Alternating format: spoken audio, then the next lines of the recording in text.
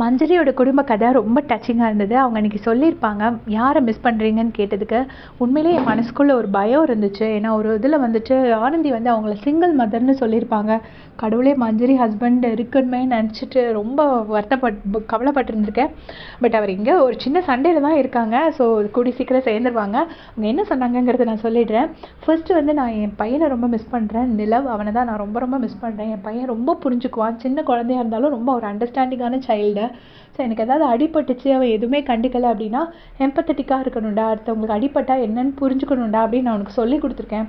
சொல்லி கொடுத்ததை அவன் புரிஞ்சுக்கிட்டு, எனக்கு வந்து காலையில் ஸ்கூலுக்கு லேட் ஆகிடுச்சு அப்படின்னா மெதுவாக பண்ணுமா, பரவாயில்ல அவனுக்கு அடிபட்டிருக்குல்ல அப்படிமா, ப்ரஷ் பண்ணணுன்னா நானே ப்ரஷ் பண்ணிக்கிறேம்மா, அவனுக்கு அடிபட்டிருக்குல்ல அப்படி சொல்லுவான்.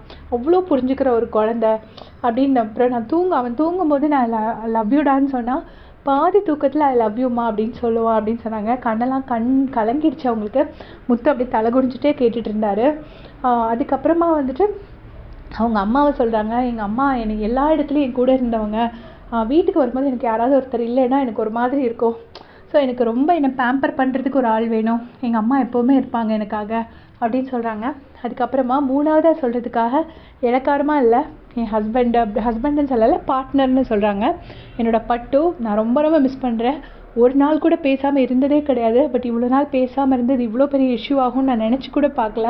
பட் இன்றைக்கி இப்படி இருக்குது, உனக்கு பார்க்க முடிஞ்சா வா அப்படின்னு சொல்லி கூப்பிடுறாங்க ஹஸ்பண்டை. இந்த ஃபேமிலி வீக்குக்கு மஞ்சரியோட ஹஸ்பண்ட் வந்தால் ரொம்ப நல்லாயிருக்கும். ஹஸ்பண்ட், குழந்தை, அம்மா எல்லோரும் வரணும். அவங்க ஃபேமிலி பார்க்கறதுக்கு நான் உண்மையிலே ரொம்ப ஆசையாக இருக்கேன். ஏன்னா மற்றவங்களாம் மீடியாவில் உள்ளவங்க ஓரளவுக்கு நம்ம அவங்கள பார்த்துருப்போம், அட்லீஸ்ட் பிக்சர்ஸாவது பார்த்துருக்கோம். பட் மஞ்சரியோட ஃபேமிலி பார்த்ததில்ல. ஸோ வந்து பார்க்கணும், நான் ரொம்ப ஆசையாக இருக்கேன். அவங்களுக்கு அப்புறம் அவங்க இன்னொரு வார்த்தை சொன்னாங்க, நான் மிஸ் பண்ணிட்டேன். என்னோடய ரொம்ப டஃப் டைமில் அவங்க சொல்லியிருப்பாங்க, இது நீ வந்து ரொம்ப ஸ்ட்ராங்கான பொண்ணு, இது உன்னோட ஷிப், நீ ட்ரைவ் பண்ணு, இறங்கி ட்ரைவ் பண்ணுன்னு என்கிட்ட சொல்லியிருப்பாரு. அந்த வார்த்தையை நான் மறக்கவே இல்லை.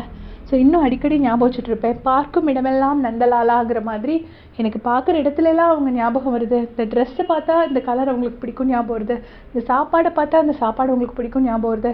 உன்னை ரொம்ப மிஸ் பண்ணுறேன் பட்டு அப்படின்னு சொல்லியிருக்காங்க. அவங்க பட்டுவை கூப்பிட்ருக்காங்க.